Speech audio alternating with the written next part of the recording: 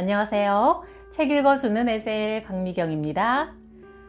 단양 베델기도원 권영자 권사님이 체험하신 신비한 영적 세계의 이야기들, 내 평생 걸어온 길 소개합니다. 1989년 어느 날 밤 성령께서 주시는 생각이 스쳐갔다. 12년 전 1977년 네가 충북 단양군 영춘면 강변 배머리 강가에서 전도한 그가 바로 김영삼, 앞으로 3년 후 대통령이 될 사람이다. 너무나 선명하고 명백한 하나님의 음성이었다. 1970년대 그때 나는 강원도 태백기도원이 한창 은혜롭고 성도들이 많이 모인다고 하여 7월에 나 혼자 어린 딸을 업고 갔었다. 기도원의 여름 부흥회에서 큰 은혜를 체험하고 성령 충만하여 집으로 돌아오는 길에 영춘 강가에까지 왔다. 오후 2시에 배가 올 때까지 2시간을 더 기다려야 했다. 내 속에서 성령의 에너지가 폭발하니 가만히 있을 수가 없어 전도하기 시작했다. 어떤 신사분께 집중적으로 예수 믿으시라고 복음을 전하고 나서 선생님 성함을 알려주시면 제가 기도해드리겠습니다 하자 그가 말했다. 내 이름을 말하면 우리나라 사람이라면 다 알 테니 이름 알려주는 것은 사양하겠소. 우리 외가 쪽도 다 예수 믿는 집안이요. 그는 등산복에 등산 가방을 메고 모자도 쓰고 계시기에 어디를 가시냐고 물으니 구인사에 가는 길이요 했다. 곧 배가 와서 그분은 구인사로 가고 나는 집으로 왔다. 그때 우리 집에는 아직 텔레비전이 없을 때라 도대체 어떤 분이길래 그런 말씀을 했을까 의아해 하고선 잊고 지냈다. 그런데 그날 밤 성령께서 갑자기 그 옛날 일을 생각나게 하시며 앞으로 3년 후 대통령이 될 테니 지금부터 기도 많이 하라는 편지를 보내라고 하셨다. 나는 두려워서 40일을 밤 9시부터 12시까지 기도하고 3일 금식을 2번 한 후에 용기를 내어 편지를 썼다. 오래전 단양 영춘 강변에서 아기를 업고 전도하던 아낙네인데 하나님께서 앞으로 3년 후면 김영삼 장로님께서 대통령이 된다고 그 일을 위해 기도로 준비하라고 하십니다. 이렇게 써서 그분이 다니시는 충현교회로 보냈다. 그분에게 전달이 되었는지는 모르겠으나 하나님이 하라고 하셨으니 전달되었으리라 믿는다. 그 후 우리 부부는 매일 그분의 성함을 부르며 기도했고 정말 하나님의 예언대로 대통령이 되고도 끝까지 계속 기도했다. 나중에야 TV에 나오신 것을 보니 정말 영춘 강변 나루토에서 본 그분이 맞았다. 옆으로 나를 훑어보던 그 모습과 경상도 억양이 틀림없는 그분이었다. 그 후 내가 원장으로 있는 단양 베델기도원으로 김영삼 장로님과 그의 아내 되시는 손명순 권사님의 사진이 곱게 찍힌 카드가 왔었다. 하나님은 기도하고 전도하는 자에게 놀랍고 신비한 일들을 행하시는 분이었다. 친정어머니는 옛날 분이시라 나는 한글을 몰라 성경을 못 읽으니 죽어도 천국에 못 간다며 늘 한탄하셨다. 그러다가 부흥집회 때 마지막 날 밤 10시경 입신을 해서 새벽 2시까지 4시간 동안 하늘나라에 갔다 오셨다. 정신을 잃고 가만히 누워 계신 게 아니라 계속 말을 하셨다. 예수님이 오셨네. 내가 너 대신 십자가에서 죽어 너는 구원받았다 하고 말씀하시네. 지금은 지옥을 보여주시네. 저 사람들 너무 불쌍하다며 눈물을 비처럼 쏟으셨다. 그러더니 예수님이 금나팔을 주시며 너는 세상에 나가서 복음의 나팔을 불어라 하셨다며 손을 입에다 대고 고개를 이쪽 저쪽 돌려가며 신나게 나팔 부는 신용을 하셨다. 사람들이 모여 그 모습을 바라보고 함께 은혜를 받으며 기뻐했다. 그 뒤부터는 내가 그를 몰라 지옥 간다는 말씀은 한 번도 안 하시고 기도를 장시간 많이 하시고 확신 있는 신앙생활을 하시다가 2010년 83세로 천국에 가셨다. 우리 할아버지는 평생 우상을 섬기고 사셨지만 마침내 예수님을 영접하시고 돌아가셨다. 할아버지가 돌아가시고 얼마 안 되어 우리 어머니가 꿈에 할아버지를 만났다. 아버님 시장하시지요? 제가 좋아하시는 술 막걸리를 올리겠습니다 하니 얘야 나는 교회 전도사님 덕분에 좋은 곳에 와서 배도 고프지 않고 잘 지내고 있다. 전도사님 잘 대접해드려라 하고 가시는데 어머니가 배웅을 나가니 앞에 큰 강이 보였다. 할아버지가 물 위를 스치듯이 걸어서 건너가시더니 어느새 하늘까지 이르는 계단을 한 계단 한 계단 올라 산 꼭대기에서 하늘로 날아 올라가셨다. 그 모습을 보고 잠에서 깨어난 어머니는 그날 새벽 예배 시간에 큰 토종닭을 잡아 전도사님께 드렸다고 한다. 2010년 11월 추수감사주일날 남편이 갑자기 오후 2시 찬양 예배 시간에 앞에 나가서 하모니카로 찬양 연주를 하겠다고 했다. 그래서 내가 연습도 안 하고 있다가 갑자기 웬 하모니카냐며 준비 잘해서 내년에 하라고 말렸다. 남편이 단념하고 알았다며 뒤돌아서는데 그 순간 내년에 못할지도 모르는데 하라고 그냥 둘 걸 그랬나 하는 생각이 들면서 가슴이 쿵쿵 뛰어 찬양 예배 시간 내내 불안한 마음으로 앉아 있었다. 그러고 나서 5달이 지나 2011년 4월이 되었다. 남편은 충청도 지방 봄 노회에 다녀와서 그 다음날 72세로 하늘나라로 떠났다. 2011년도 추수감사주의를 맞이하지 못하고 떠난 것이다. 우리가 지금 건강하게 살고 있어도 우리 삶이 언제 어떻게 될지는 아무도 모른다. 내일은 하나님의 것이니 오늘 찬양하고 감사하고 사랑할 일이다. 나는 18살에 동네 청년 나승일과 결혼했다. 남편은 주지스님의 양아들이었는데 그래서 나도 결혼해서 3년 동안은 절에 가서 수없이 절을 했다. 우리 할아버지는 산당을 섬기고 점치는 일을 했고 아버지는 푸닥거리를 잘 하는 분이었다. 시골 동네에 병원도 없을 때 누가 아프기만 하면 아버지는 귀신을 불러내려 물어보곤 했다. 아버지는 주무시다가도 신이 내리면 온 몸이 공중에 붕 떠올랐다. 그렇게 대대로 조상이 섬기던 악령들이 집안에 들어와서 설쳐대니 딸 3명이 한꺼번에 정신병에 걸렸다. 내 여동생과 막내 고모, 시집간 육촌 언니 등 본씨 가문의 딸들이 줄줄이 미치광이가 되자 어머니와 나는 산을 몇 개나 넘어 만신협회 회장인 용한 무당을 찾아갔다. 무당이 말했다. 내가 모시는 신으로는 더 이상 안 되니 큰 신인 하나님을 믿으시오. 그래서 어머니는 나와 미친 동생을 데리고 교회에 다니며 신앙생활을 시작했다. 동생의 정신병을 고치려고 김천 용문산 기도원에 가서 6개월을 머물며 원장님께 매일 안수기도를 받았다. 마침내 병마귀가 떠나가고 동생은 제정신이 돌아와 한일합섬에 취직하여 돈을 벌며 정상적인 생활을 하게 되었다. 나는 하나님께 너무나 감사해. 내가 가진 유일한 재산인 결혼할 때 받은 금 3돈짜리 금반지를 주일날 교회에 가져가서 바쳤다. 그런데 장로님이 다음 주일 간증 시간에 이런 이야기를 하셨다. 그날 집에 돌아가서 잠자리에 들었는데 예수님이 결혼하시는 꿈을 꾸었습니다. 어떤 신부가 아주 아름다운 드레스를 입고 예수님 손가락에 금반지를 끼워드리더라고요. 그 간증을 듣는 순간 내 마음이 얼마나 기뻤는지 모른다. 내가 반지를 바친 것은 목사님과 나만 아는 일이었다. 18, 70 나이에 결혼한 나는 7년 동안 자연유산을 6번이나 했다. 산부인과에 가서 검사를 하니 10달 동안 병원 침대에 가만히 누워있어도 애 낳기는 불가능하다고 했다. 남편은 7대 독자인데 대가 끊기게 생겼다며 나를 구박했다. 남편은 1살 때 어머니가 돌아가시고 새어머니가 들어왔는데 아기를 낳다가 아기가 뱃속에서 못 나와서 죽었다. 돌아가신 다음 동네 사람들이 배를 찢어 아기를 꺼낸 후 분리해서 묻어주었다. 이 집에 아기 낳다가 죽은 귀신이 있어 나도 아기를 못 낳는 거라고들 했다. 큰 굿을 해야 한다고 했지만 나는 끝까지 하지 않았다. 남편의 구박은 날이 갈수록 심해져 애도 못 낳는 년이 예수한테 미쳐서 온갖 좋은 물건은 다 교회에 갖다 바친다며 술만 마시면 나를 때렸다. 25세가 된 나는 비장한 각오로 기도원에 가서 목숨을 걸고 기도하기로 결심했다. 동생의 정신병을 고쳤던 김천 용문산 기도원에 이번에는 내 문제를 안고 올라갔다. 이번에 기도원 가서 응답받지 못하면 아예 집으로 안 돌아오리라 각오했다. 기도원에 도착하니 2주간 열리는 8월 민족 복음화 집회에 3,000명이 모여들었다. 조용기 목사님이 초청되어 설교하셨는데 나는 몇 시간씩 말씀을 달게 들었다. 예배가 끝나면 산에 올라가 밤 12시가 넘도록 간절히 기도했다. 아버지 하나님, 나도 아기 하나만 낳게 해주세요. 아기를 낳고 그날 죽어도 애 못 낳는 년 이름은 떼고 죽겠습니다. 제발 소원입니다.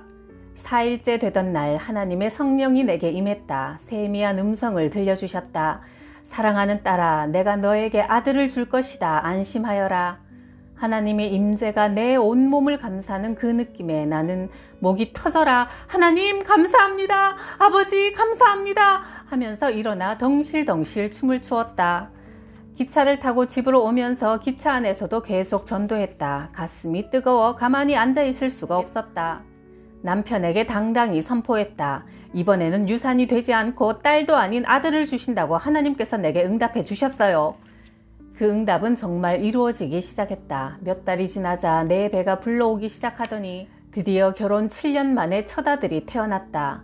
3일간 진통할 때 우리 교회 송지영 전도사님이 오셔서 안수기도 하신 후 우리의 귀하고 귀한 하나님께서 주시겠다고 약속하신 그 아들이 태어났다.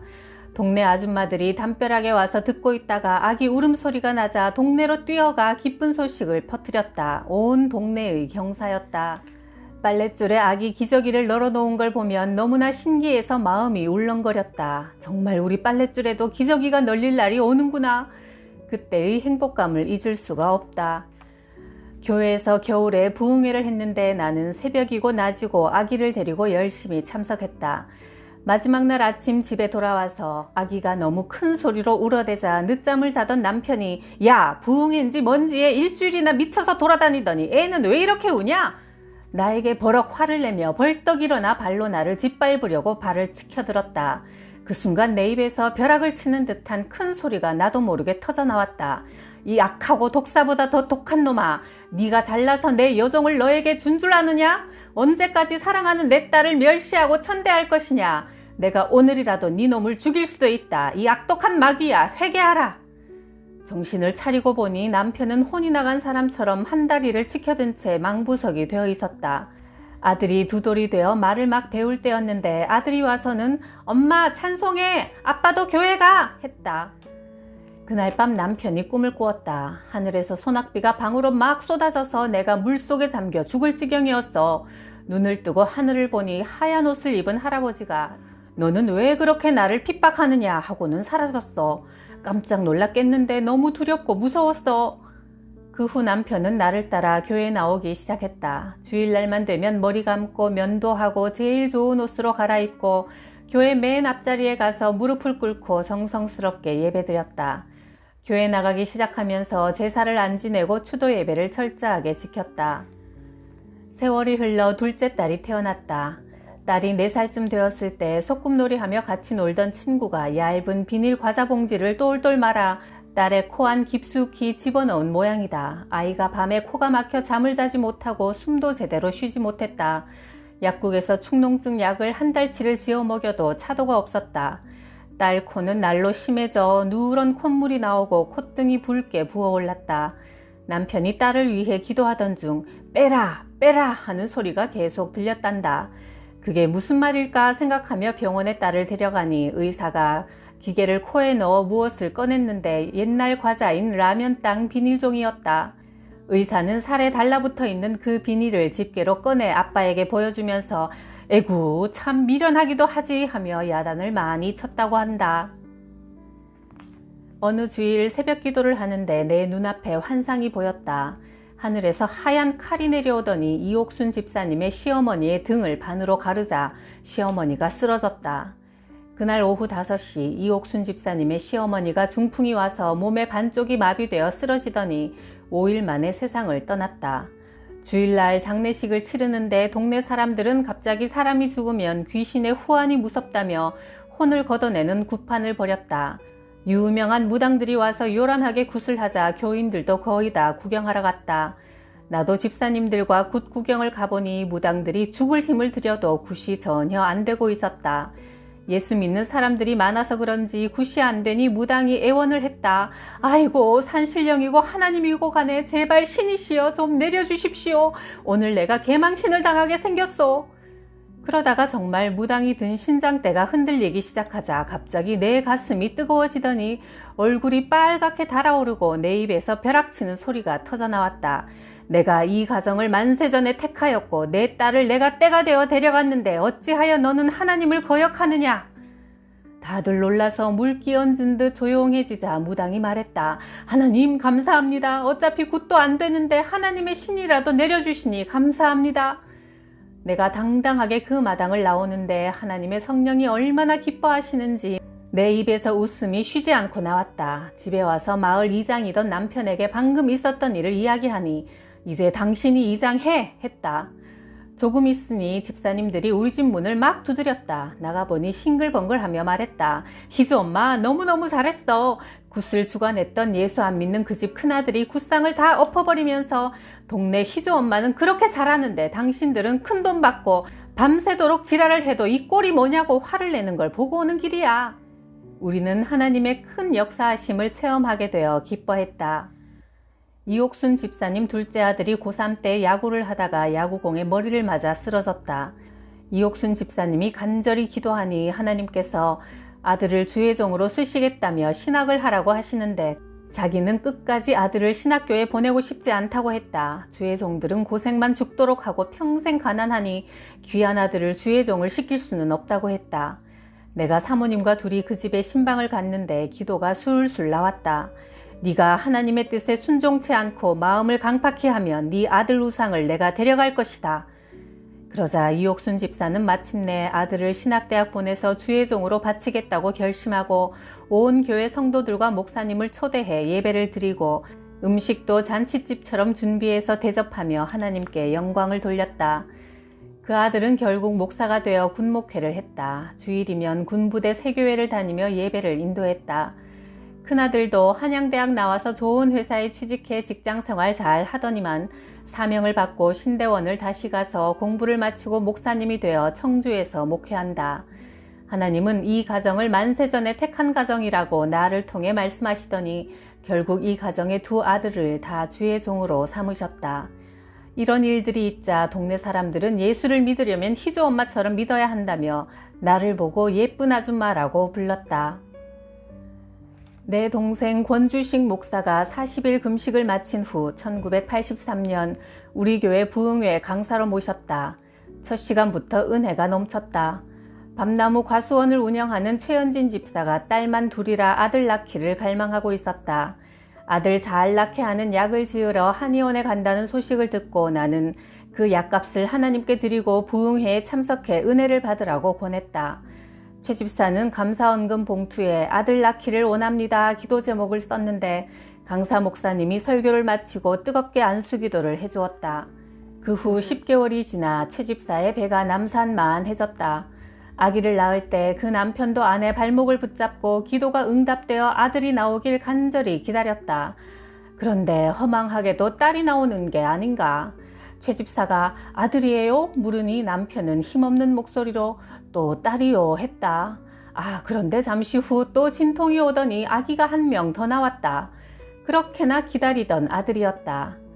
아들 기성이를 낳은 지 10년이 지난 1993년 다시 동생 권 목사를 모시고 부흥회를 할 때 기성이 아빠, 엄마, 누나들까지 온 가족이 참석해 하나님께 영광을 돌리며 큰 은혜를 받았다. 나하고 친한 한현숙 집사님이 믿지 않는 남자와 재혼을 했다. 인색한 좀생이 남편인데 집사님은 간 큰 여장부라 교회에 살림을 다 갖다 바친다며 싸우다가 남자가 집을 나가 들어오지 않았다. 목사님 부부와 내가 그 집에 신방을 가서 한참 기도를 하고 있는데 환상이 보였다. 그 집사님 남편이 빨간 모자를 쓰고 어떤 남자와 둘이서 대문을 열고 마당 안으로 들어오는 모습이었다. 나는 한현숙 집사님께 방금 본 대로 이야기를 해주었다. 3일 후 한 집사님이 연락을 해왔다. 자기 남편이 정말 빨간 모자를 쓰고 어떤 친구와 같이 왔다는 것이다. 볼 일이 있어 친구를 만났는데 사연을 들은 그 친구가 억지로 집으로 다시 끌고 왔단다. 그렇게 화해하여 다시 함께 살게 되었다. 우리 부모님의 구남매에서 우리 가정의 목사가 11명이 탄생되었다. 내 큰동생 권주식 목사, 둘째 동생 권규훈 목사, 셋째 동생 권오달 목사, 넷째 동생 권주광 목사, 내 막내 아들은 안산 동산교회 나성주 목사, 내 큰아들도 화성 동탄의 개척교회 목사가 되었다. 우리 구남매 중 셋째 딸 권영수는 남편이 사업을 하다가 부도가 나서 사우디아라비아로 돈 벌러가 5년 동안 안 왔다. 내 동생은 남편을 기다리며 종일토록 성경 보고 기도하며 세월을 보냈다. 몇 년 후 남편이 해외에서 돌아와 사명을 받고 신학을 해서 47세의 목사가 되었다. 그 집 아들도 목사, 사위도 목사다. 내 동생 권영순 사모도 신학을 공부해 강도사가 되었다. 대대로 우상을 섬기며 온갖 환란에 시달리던 우리 권씨 집안에 하나님이 베푸신 큰 축복이다. 나는 구남매의 맏이인데 5번째 남동생이 중학생 때 밤나무에 올라갔다가 떨어지고 말았다. 돌판에 머리를 부딪혀 정신을 잃었다. 영월 성모병원으로 옮겼더니 3일이 지나도 계속 헛소리를 해댔다. 의사는 뇌에 문제가 생긴 것이면 정신 이상이 될 수도 있다고 했다. 내가 2주간 간병했는데 밤에는 매일 기도하고 낮에는 병원을 돌아다니며 간호사들, 의사, 환자들 가릴 것 없이 전도했다. 그러던 어느 날 아침 원장님이 큰 주사기로 동생의 뒷머리에서 검은 피를 하나 가득 빼냈다. 그 뒤로 동생은 완치되어 지금은 울산 번영로 교회에서 심호하는 권규훈 목사가 되었다. 주의 종으로 쓰시려고 하나님께서 살려주셨나 보다. 성경 욥기를 보면 마귀는 저주와 불행을 갖다주고 축복은 하나님께서만 주시는 것을 볼 수 있다. 우리는 정신을 차리고 기도해서 내 가정, 내 심령을 성령 충만하게 지켜야 한다. 신비롭고 은혜로운 기적들이 기도하고 전도하는 자에게 일어나네요. 그 기적의 주인공들 되세요. 구독, 좋아요, 댓글에 따뜻한 사랑에 감사드려요.